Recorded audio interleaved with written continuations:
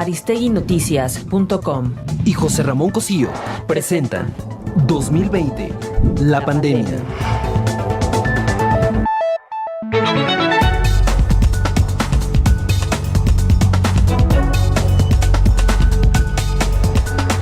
¿Qué tal? Muy buenas tardes, soy José Ramón Cosío en nuestra nueva emisión del programa 2020, la pandemia, que estoy llevando a cabo con Aristegui Noticias y su equipo muy querido de producción. En los últimos días hemos escuchado, hemos leído, cada quien con los medios a su alcance, que los contagios en nuestro país siguen aumentando. Ayer tuvimos una cifra récord de estos contagios. El número de personas fallecidas desafortunadamente no disminuye. El número de ocupación de camas hospitalarias tiene un sentido en la Ciudad de México y otro muy distinto en otras entidades del país. Y la situación parece, lejos de lo que en ocasiones se nos explica, no estar disminuyendo ni estarse aplanando. En el mes de mayo, el 5 de mayo para ser precisos, en el periódico Reforma, la doctora Jiménez escribió un artículo muy interesante desde mi punto de vista, porque desde entonces, hace ya más de 2 meses, señalaba una cantidad importante de errores de comunicación, técnicos en las mediciones que se estaban llevando a cabo desde entonces. Me parece, pero no lo voy a afirmar yo, sino se lo voy a preguntar a ella, que las cosas no han mejorado desde entonces. Quiero agradecer muchísimo el que se haya tomado el tiempo para estar con nosotros esta mañana a la propia doctora Jiménez. Ella es jefa del Departamento de Microbiología Genética Molecular en la Facultad de Odontología de la Universidad Nacional. Doctora Jiménez, qué gusto que esté con nosotros esta tarde. Bienvenida. Muchas gracias, doctor Cosío. Un placer, un honor conocerlo y un gusto muy grande estar en su programa.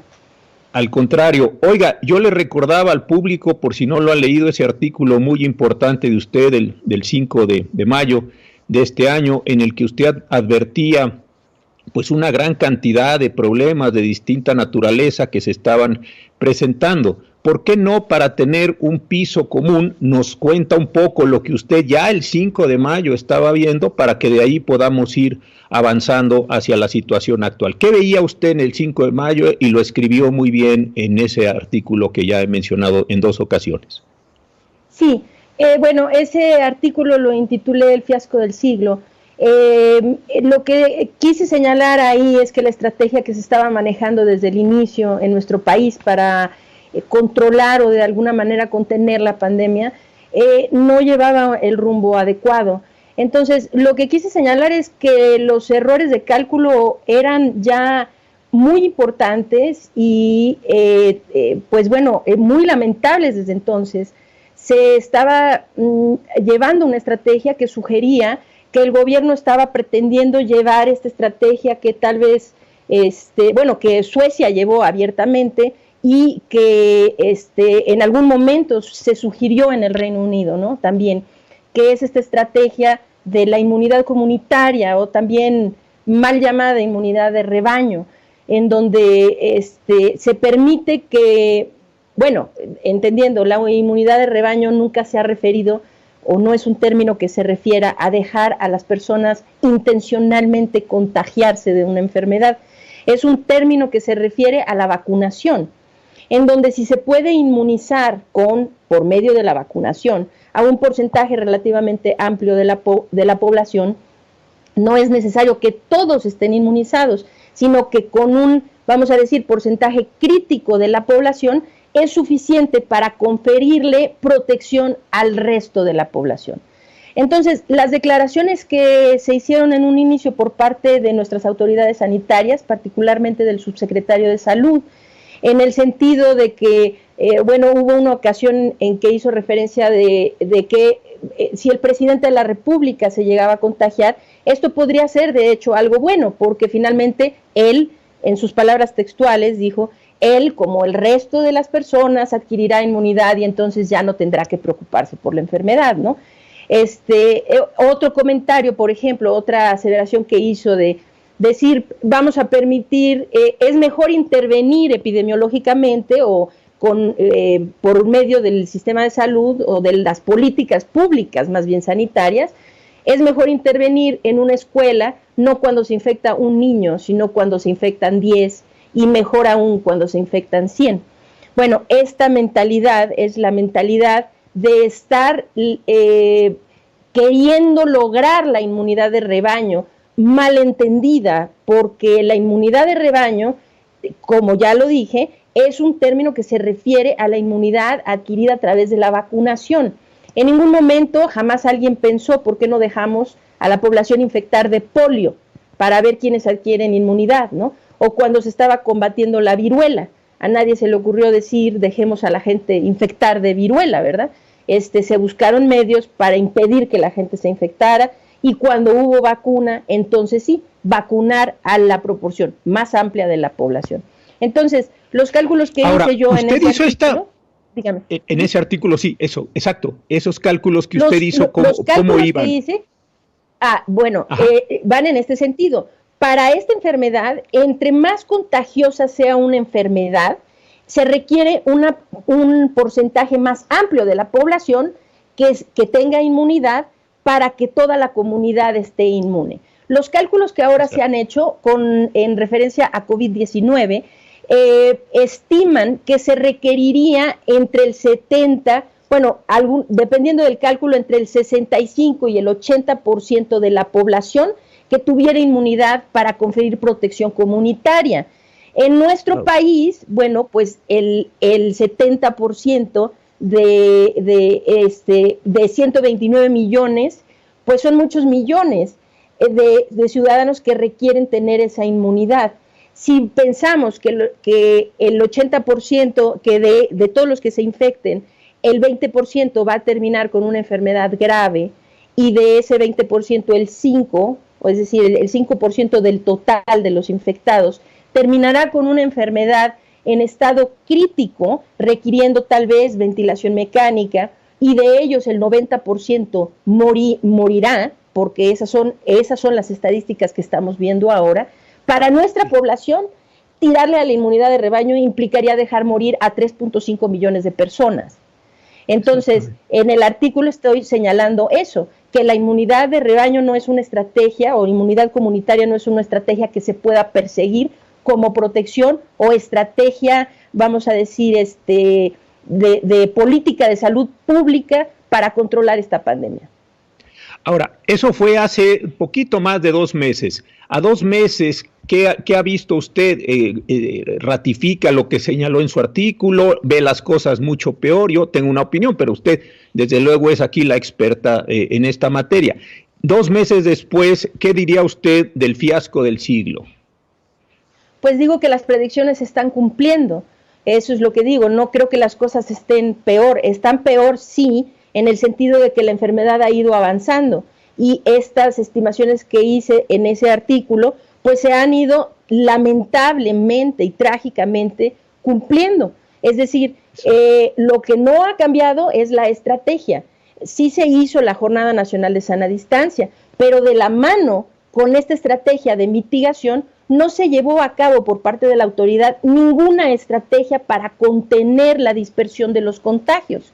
Mientras esto no ocurra, pues eso sigue siendo tirarle a la inmunidad comunitaria, porque el gobierno necesita implementar estrategias de contención que sean conducentes a disminuir significativamente la dispersión de los contagios.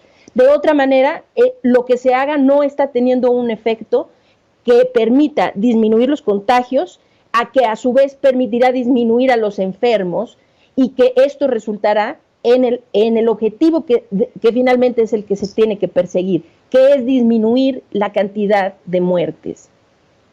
Efectivamente, nosotros aquí en el programa hemos estado analizando distintas normas jurídicas, lo tarde y lo errático que salió el Consejo de Salubridad General, lo tarde y lo errático que salió la Secretaría de Salud con sus acuerdos. Se emitió estos lineamientos para que volvieran las actividades económicas, pero no se han emitido todavía los lineamientos para retomar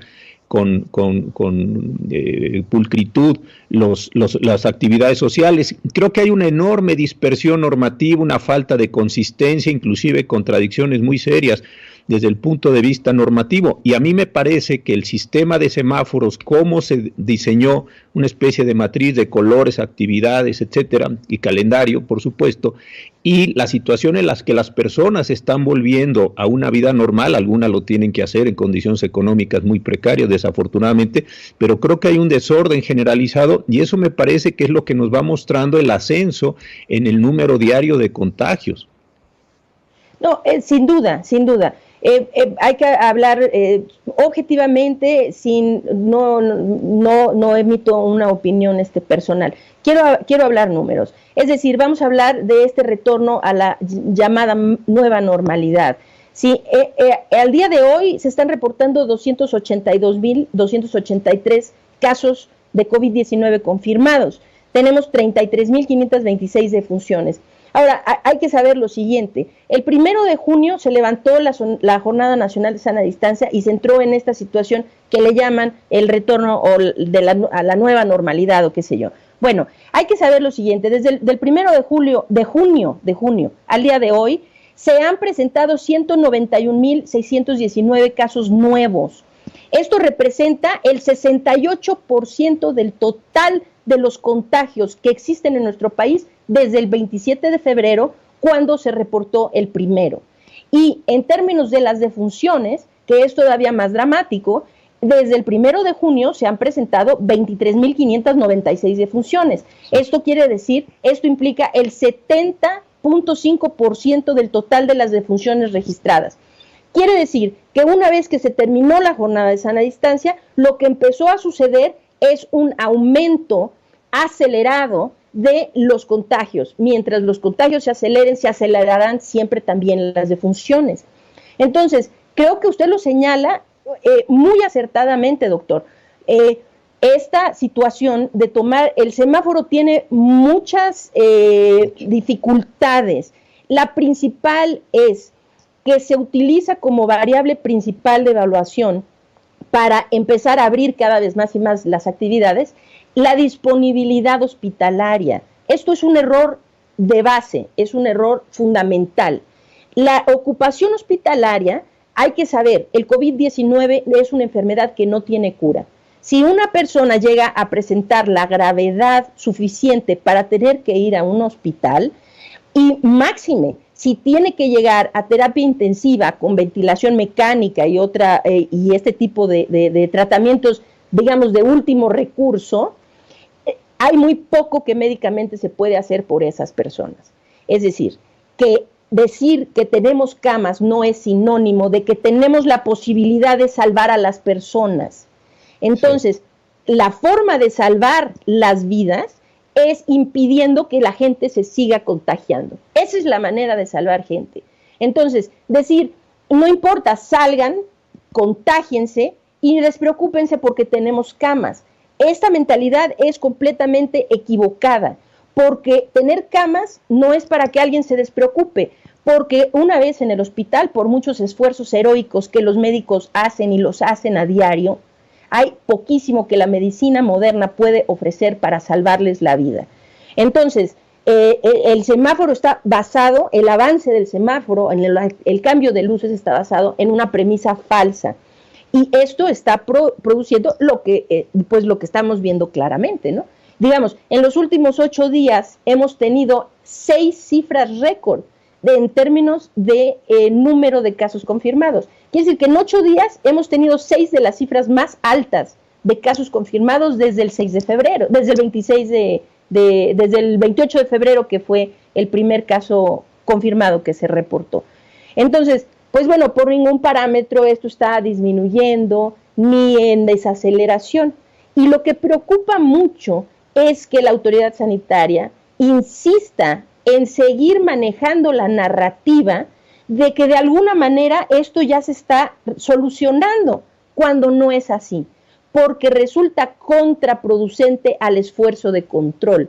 Cuando a la población se le dice saben que las cosas ya están mejorando, la situación está solucionándose, ya vamos en descenso, estamos en desaceleración, la gente cada vez se confía más. Y las imágenes que hemos visto esta semana de las personas haciendo filas fuera de los centros comerciales, de las tiendas y todo, esto no lo vamos a ver reflejado mañana ni pasado, pero dentro de 2 semanas vamos a ver reflejado todos esos contagios que ocurrieron por la imprudencia de no decirle a la gente las medidas que debía de tomar. Y el otro día, aprovechando, yo le escuché una entrevista muy buena, debo decirlo, muy buena, en la televisión que usted hizo, y hablaba de este subregistro también de personas fallecidas. Ya también hemos tenido aquí algunas personas muy interesantes que han hablado de este tema, la diferencia entre el número de personas que se van reportando cada tarde con relación a las actas de defunción que se están levantando, tomando un histórico acumulado de varios años para poder hacer ese registro. Usted también hablaba de este tema que ojalá nos lo pudiera exponer aquí porque me pareció muy interesante, desde luego con el mayor respeto a las personas, pero en términos de las diferencias tan grandes entre certificados de defunción, voy a decirlo así, anómalos, no en el sentido crítico, sino anómalos con relación a lo que se está reportando como personas fallecidas. Sí, así es. Bueno, no fui yo quien realizó ese estudio se dio a conocer por otras personas, pero yo estaba reportando estaba hablando sobre él. Lo que yo hice fue hacer un análisis en las bases de datos y comparar cuáles son las cifras que hay en relación a lo que se reporta cada día en la conferencia de prensa actualmente ya ni siquiera se reportan las cifras, ¿no? Se ponen en un sitio de internet y ahí está el reporte técnico. Bueno, lo que se reporta a diario de cifras, ¿qué es lo que corresponde de ese día que existe registrado en la base de datos? Lo que yo vi es que existe un rezago tanto en el número de casos registrados como en el número de defunciones, que es tan grave que hay días que, vamos a poner, se reporta para ese día 6,000 casos. En la base de datos hay registrados solo 4, vamos a poner, o hay 600 defunciones reportadas, y en la base de datos no hay ni siquiera una defunción registrada para ese día. Entonces, si se va uno atrás en el tiempo, yo me fui para atrás. Los 24 días más recientes los números son absolutamente inservibles, porque no representan ni siquiera el 30%, en la base de datos me refiero, no representa ni siquiera el 30% de lo que va a llegar a haberse registrado ese día si se dejan pasar 14, 20 o 24 días. Es una verdadera tragedia, es un manejo verdaderamente negligente de la información, porque los datos durante un evento de emergencia como el que estamos viviendo son de suma importancia para permitir que se tomen decisiones al momento, decisiones que pueden impactar sobre la vida o muerte de cientos o miles de personas. Entonces, saber, por ejemplo, que existe, por decir algo, en la delegación Tlalpan está ocurriendo un brote muy significativo ahorita. Saber esto dentro de 14 o 24 días ya no tiene ningún sentido, porque bueno, pues ya eso se hizo tan grave que no hay nada que hacer, o ya la gente se murió, es decir, ya no sirve de nada. Necesitamos saber esto al momento para poder ir a intervenir con medidas que prevengan la muerte de esas personas. Entonces, lo grave del rezago es eso. Ahora, en términos de las actas de defunción es otro problema. Se están registrando, aparentemente, bueno, el doctor Hugo López-Gatell ya lo admitió, de hecho, en una entrevista que hizo para el Washington Post, ¿no? O para el Wall Street Journal, no recuerdo, ya admitió que sí, efectivamente, que las defunciones que se reportan en sus conferencias de prensa o en los reportes técnicos de la Secretaría de Salud Federal deben ser multiplicados por 3, es decir, están 3 veces subestimados, ¿no? Esto es un problema muy grave, es decir, si ahorita estamos hablando que tenemos 33,000 y fracción, y la fracción importa mucho porque cada una de esas cifras es un ser humano, ¿verdad? 33.526 muertos, ¿ok? Si esto lo multiplicamos por 3, esto quiere decir que ya estamos alcanzando casi 100.000 defunciones en nuestro país. Así es. ¿Sí? Esto hace una diferencia gigantesca en todos los sentidos, tanto en la magnitud de la catástrofe que nos aqueja, como también para saber, bueno, es que las autoridades no pueden limitarse simple y sencillamente a informar cifras, a decirnos ahora hay tantos contagiados, ahora hay tantos muertos, ahora hay tantas camas. Es que la autoridad debe iniciar cada conferencia de prensa diciendo hoy esto es lo que vamos a hacer para solucionar lo que está pasando y presentarnos cuál es el plan para solucionar. Cuando presentan, por ejemplo, una curva predictiva de un estado de la República, no sé, Quintana Roo, y se sienta ahí el doctor López-Gatell o el doctor Alomía a decir, pues esto parece que va en ascenso, pero vamos a dejar ver qué es lo que pasa y veremos qué es lo que pasa en las próximas semanas. Señores, discúlpenme, su trabajo no es sentarse a ver qué es lo que pasa, su trabajo es detectar que ahí hay un problema y entonces echar a andar las medidas que sean necesarias para impedir lo que ya se puede predecir que va a pasar. Y lo que va a pasar es tener muchos muertos. Ahorita es realmente negligente y catastrófico en todos los sentidos, porque vamos a poner, hay muchas instituciones internacionales, muchos organismos internacionales que hacen matemáticas muy objetivas, con modelos predictivos, proyecciones, etcétera. Tenemos esas proyecciones. Nada más que como están basadas en estos datos, que son de pésima calidad, tanto por el rezago como por el subreporte, tanto de defunciones como de casos. Entonces, pues esas proyecciones, por ejemplo, ahorita la proyección más seria nos está hablando de que, bueno, tomando en consideración las cifras oficiales, estaremos viendo 110,000 defunciones para el 1 de noviembre, ¿sí? Pero si multiplicamos esto y pensamos que esto es por 3, como ya lo admitió el doctor López-Gatell, bueno, es que no sé qué es lo que está esperando la autoridad para actuar. Completamente de acuerdo. Doctora, desafortunadamente se nos acabó el tiempo. Ojalá que en otra ocasión pueda usted estar con nosotros, porque de verdad es muy interesante lo que dice. No deje de escribir, no deje de cuestionar, porque usted es una de las personas que con mayor lucidez de verdad lo está haciendo. Muchas personas la seguimos en distintos ámbitos, y de verdad que le agradezco mucho que esté aquí, y ojalá no sea la última vez que nos dé la oportunidad de compartir sus conocimientos con nosotros. Espero también que así sea. Es un verdadero placer poder conversar con usted un momento. Gracias, doctora. Muy buenas tardes. Hasta luego. Hasta luego.